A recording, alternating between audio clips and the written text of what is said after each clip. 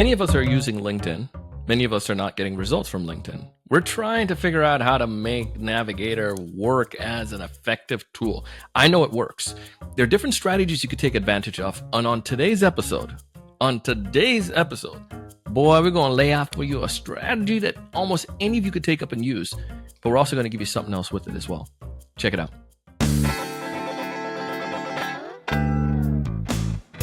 Hey, everyone. Welcome to another great episode of the Sales Evangelist Podcast.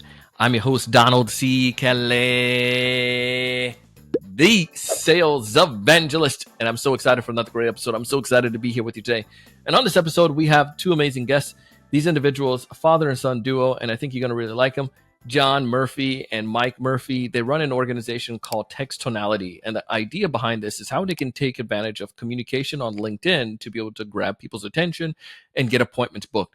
For many of us, that's our quest. That's what we're trying to do. And since I'm a LinkedIn fan, I figured there will be great guests to bring on a show that you can get a chance to meet and to learn from. If this is your first time listening to our podcast, I encourage you to go ahead and subscribe. We'll be sure to let you know all the details every time we drop a new episode. Addition to that, we want to make sure that you are pumped and excited to apply this stuff. So if you're finding our show great, you're finding the content exciting, just go ahead and drop me a message on LinkedIn. You can find me, Donald C. Kelly. And we like to practice what we do. We like to practice what we preach. And I'm a seller myself, selling for our organization, our both organization. But you can also join our mastermind, our sales mastermind. You can go to thesalesevangelist.com/mastermind to check it out, as well as to get a chance to learn what other people are doing when they come to these masterminds, where you can practice your sales skills. As we dive into this episode today, Mike and John are going to break down what 3 steps they have to help you when it comes to working with LinkedIn. They start off talking about, we addressed a challenge we're seeing right now with attention grabbing, and then specifically talking about one of the most overlooked features of LinkedIn. John, Mike, it's a pleasure to have you on the show today. Thanks for having us. We appreciate it. Great to see you, Don. Thanks for having us. Of course. I bragged about you a little bit there in the teaser in the beginning, and we're talking about LinkedIn. So I was expressing to them my passion for LinkedIn and why I feel this is such a strong platform and how we need to use it. But many people don't know how to take advantage of LinkedIn well. I would love for you to take a minute and just talk to us a little bit more about where your passion for LinkedIn come in and why you feel so strongly that this is an avenue sellers need to be using. Pops, you want to go first? Well, we fell into this by necessity at first. So Mike was raising funds for a company at one point, and he was having meetings with ultra high net worth investors. And I would overhear this, and I think to myself, this is pretty amazing. Now, I needed some more meetings at the time myself for the business I was in. So I said, hey, can you get me a few meetings too? Can you tell me how you do this? He goes, Dad, I'll do it for you. And I paid him a commission at the time, and it worked so well. I thought, kid, I think we got something here.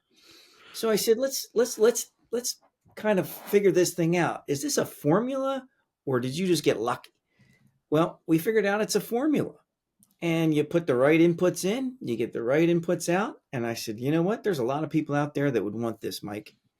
Why don't we tell it to the world and see who wants it? Well, that was 3 years ago, over 3 years ago now. Yeah, that was we closed $20,000 worth of new business. It was a coaching offer. So dad had automated his business before. It was an industrial equipment business. And he started working for a company that was doing coaching and consulting for financial advisors. And so the way they got their leads was through Facebook ads. And, their Facebook ads were not producing at the time, and they were, trying to redo the ads, all that stuff. So we said, can you take over my LinkedIn and, show me, what you do to get meetings? I was like, I'll just do it for you.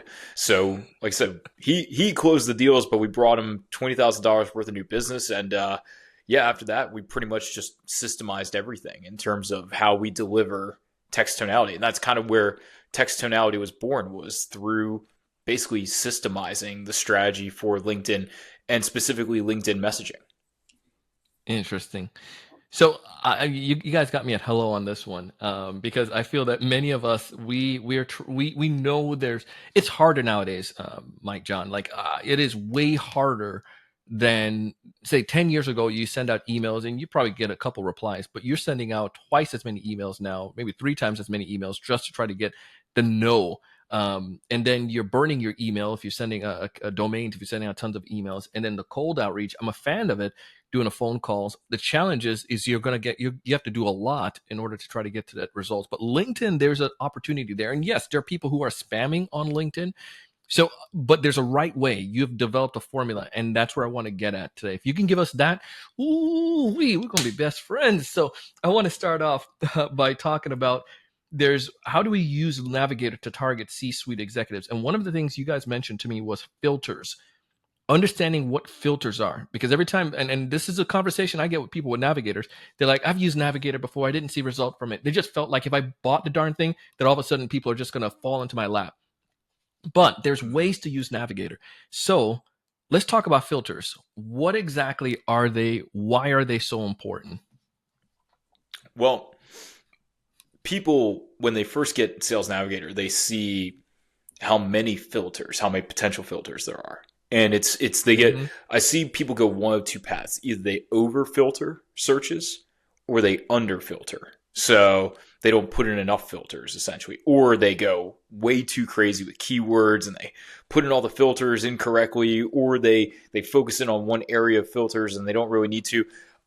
There's a certain balance of filters that you get, and there's a certain way to do it. And it's funny enough, I won't get into the nitty gritty just because, that will take a long time and we could spend, hours talking about that. I did put together a training actually for free, for your listeners, for anyone we jump on podcasts with. I give their listeners a little treat. If they DM me Wealth24 on LinkedIn or Instagram, I will send them the free training. It's called Sales Navigator Secrets. It's free. And we also give them a swipe file of top 10 text tonality messages that have generated over 100 million in new business for our clients. So yeah, if they want to get really in depth and really deep on that, just message us and we'll send them that free training. And what's that keyword again? Yeah, the keyword is Wealth24. And Wealth24.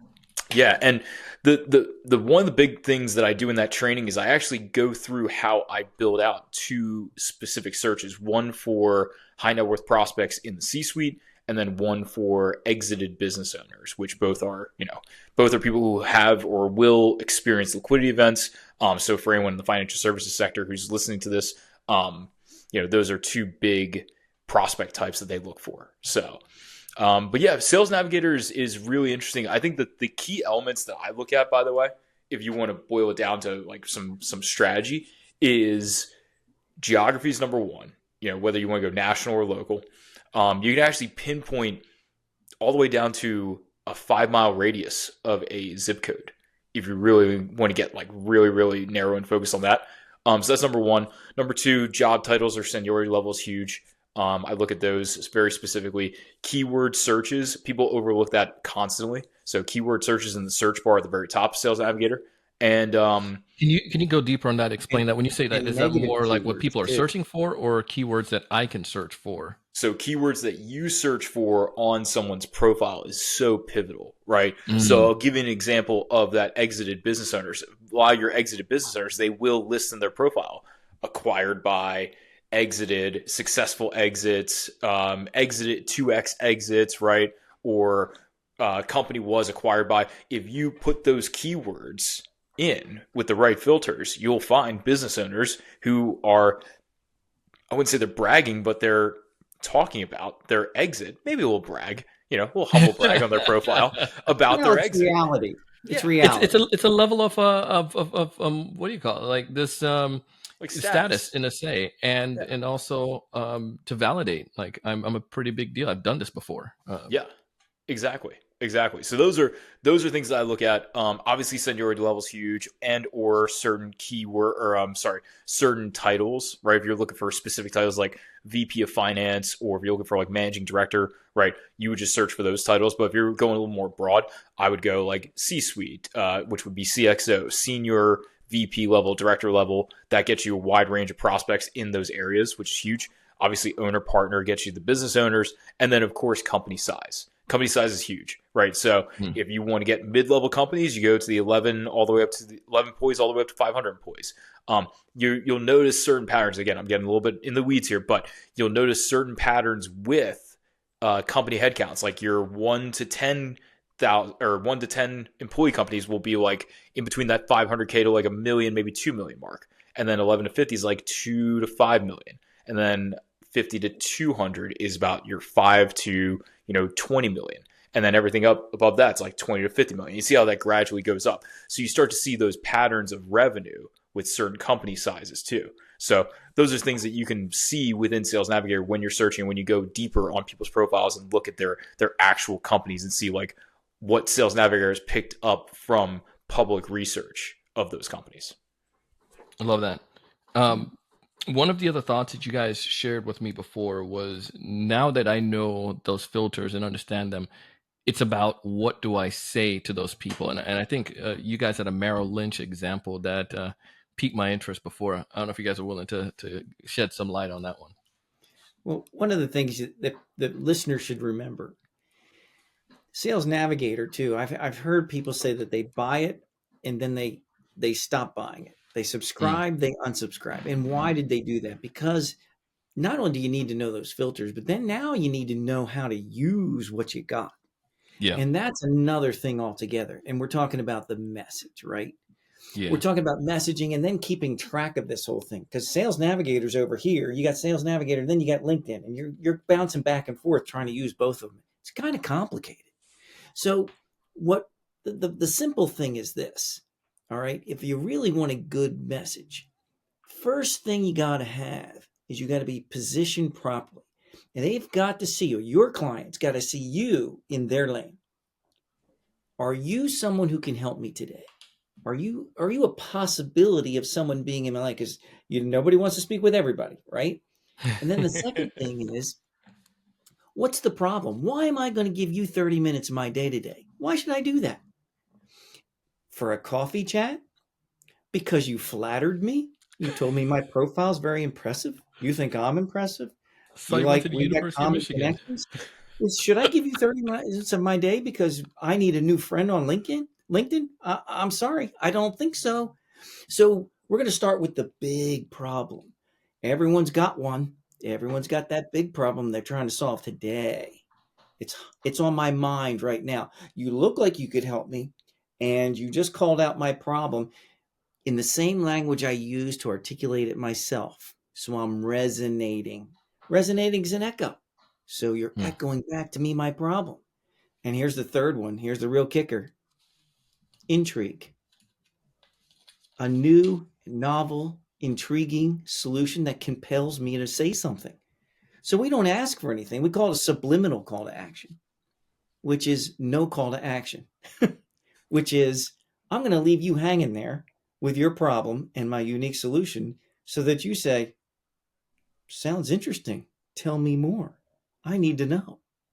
So that's really the secret to get LinkedIn to work. Plus, you don't want to do all the drudgery. It's nice to have automation to tie that all together. But yeah, Mike can elaborate more on that because he's really the magic message man. But and he's the one that created Text Tonality. And Mike, tell him why we call it Text Tonality. Well, every message needs to have a text-like tonality. It needs to feel, look, and sound. It's funny, people miss the part where it feels and looks like a message that is sent by a human. A lot of your messages that you get on LinkedIn, they probably are from an automated message machine, and you can see that it's automated. Like you can tell that a bot wrote it. It's like, Dear Donald, like it's writing you a letter, It's silly because no one actually talks like that.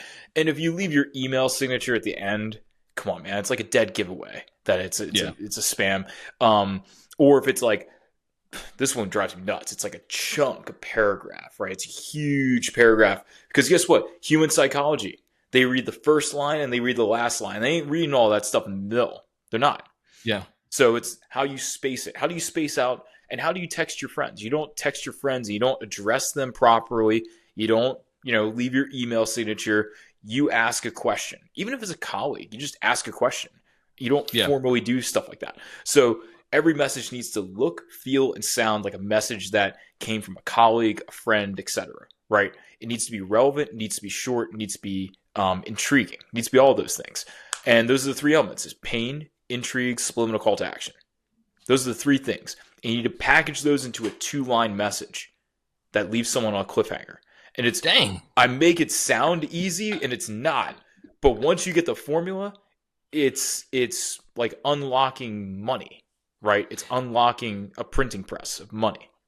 So is this like you're sending this through after I connect with somebody, or am I sending this to dude via InMail? So great question.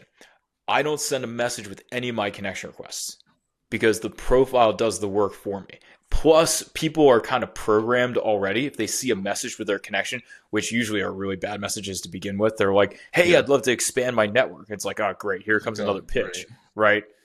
Or, hey, I see you work in marketing too. Would love to collaborate sometimes. Like, okay, sure. Right. Yeah, we're not gonna collaborate, pal.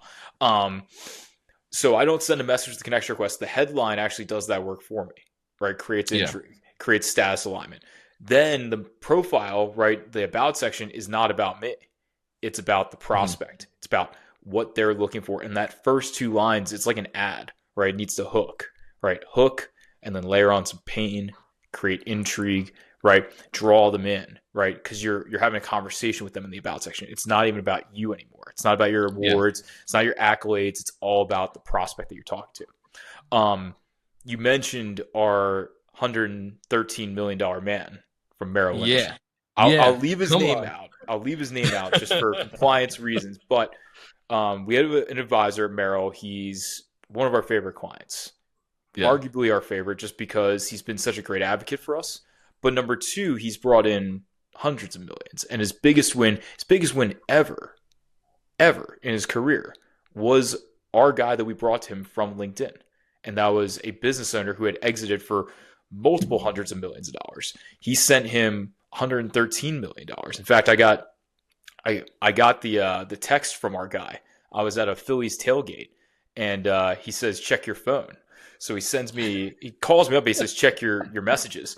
So I go on my messages, and it's a statement, $113 million.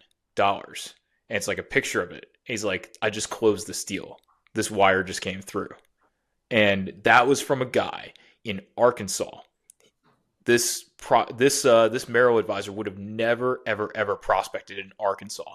But it's because we found the search that works and a message that brought this guy in. Now, granted, he did court this guy for a good 12 months. I mean, that's a huge deal, right? That takes a little longer to come through than just your average, one-off client. But he said to me, this is the most powerful thing, and this is the most powerful thing we hear a lot of our clients say is, I would have never had that opportunity without you. Without Text Tonality, without you, we would have never had that opportunity.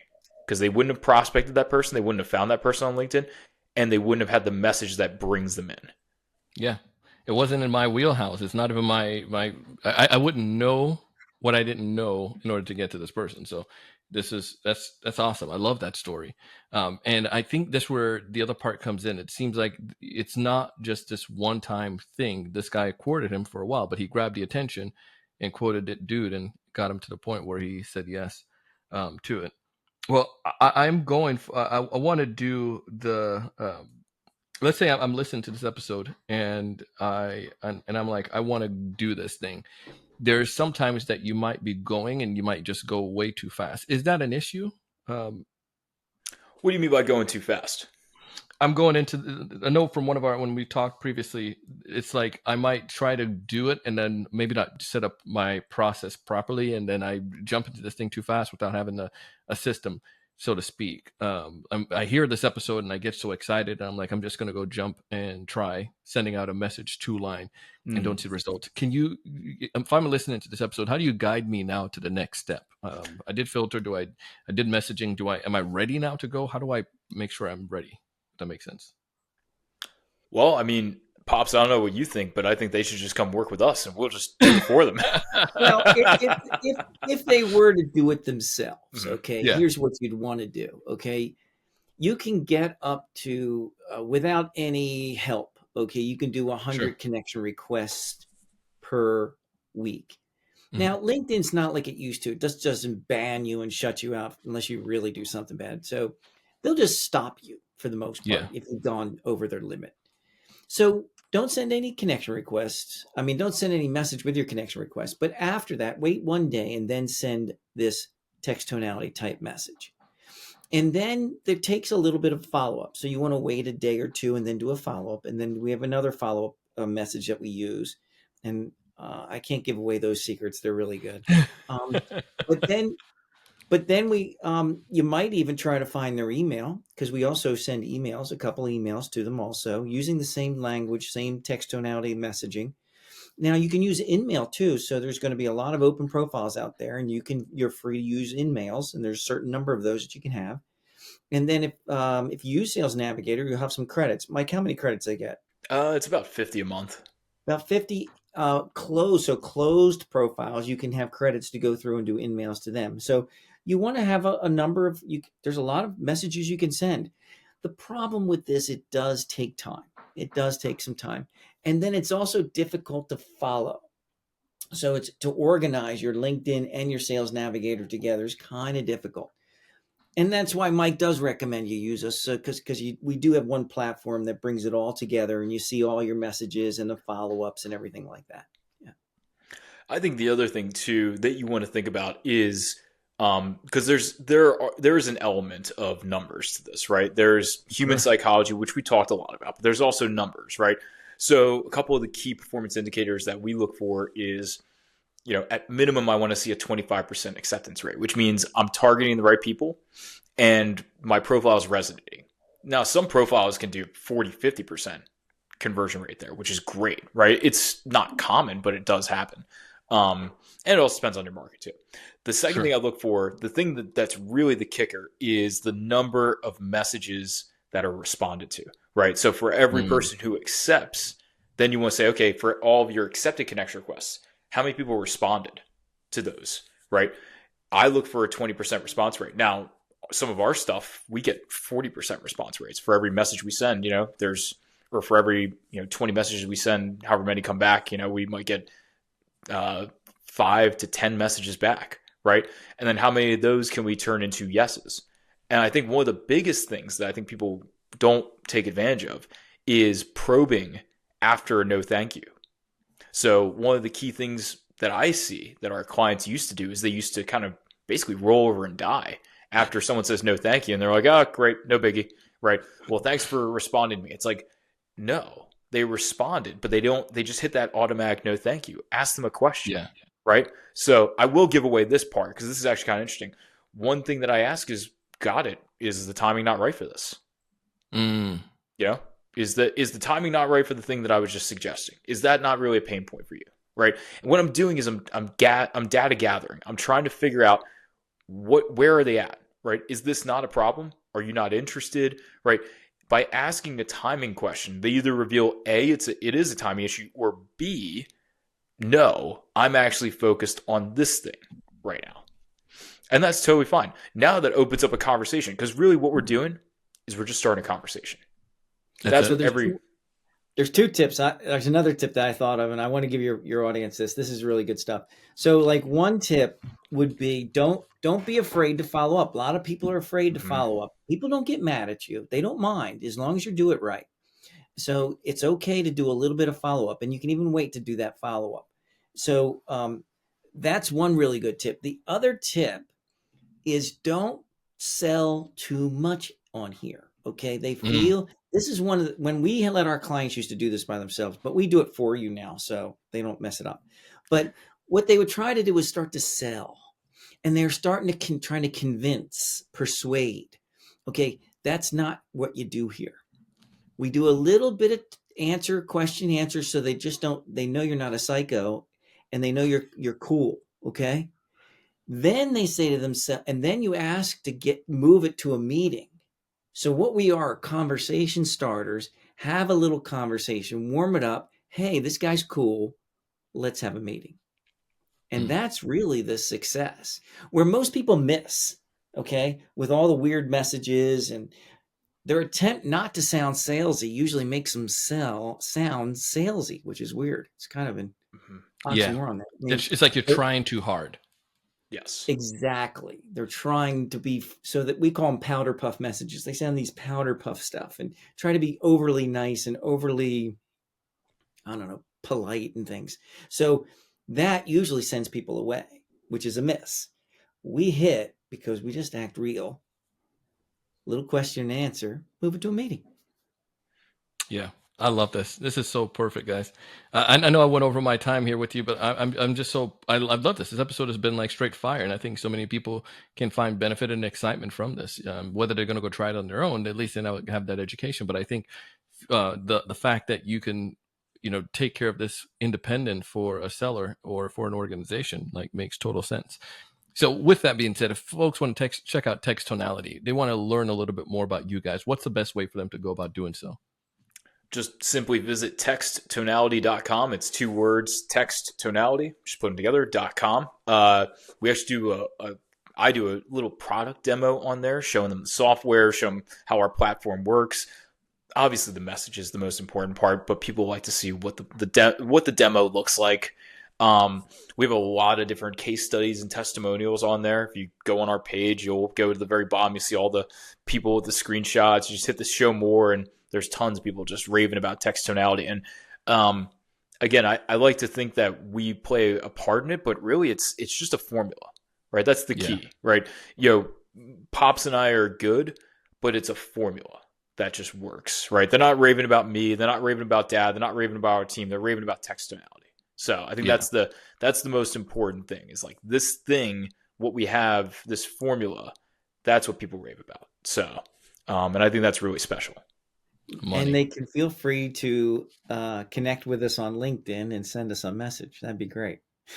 Wealth 24. We'll send you that free Sales Navigator Secrets course. That's stuff that I only go over with our clients, by the way. I don't give it out for free just to anybody. Again, really, it's a podcast special. So Wealth 24, I'll know you came from Donald's podcast. I'll know that it's, you're a listener, and that you're serious about taking your LinkedIn game to the next level. And you will be able to after going through that course. So. Well, totally love this, man. Thank you guys for taking the time to come out this afternoon and share these tips with us and help us to get on the way. I feel like we're in a good spot now. We're cooking with some hot chicken grease. So let's just go let's go apply this stuff. So thanks so much for coming on the show. Donald, thank you for having us. Really appreciate it. Loved it, enjoyed it. Thanks, Donald. Appreciate you. Hey, that was John and Mike, and I'm telling you, man, they drop straight fire, and I would encourage you to take advantage of the stuff. You can also take advantage of the offer they give us for that playbook. You can just send them a message on LinkedIn, Wealth24. Again, Wealth24. We have that. That's the keyword. We have it down in the show notes as well. But go ahead and check it out. Tell them that you heard them here on the Sales Evangelist podcast. And I'm telling you, just try the stuff. That's what you want to do. You want to test it out and try. And if the worst case is if you try it and you don't see success, then yeah. But if you go ahead but if you don't do it, you won't ever know. So you got to try it, test it out. As always, we want you to thrive. We want you to succeed. If you want to practice some of these things and improve your sales game, go to our mastermind, thesalesevangelist.com/mastermind. As always, I want you to thrive. I want you to succeed. I want you to raise your level of thinking, but I want you to go out and do big things. See you on the next one.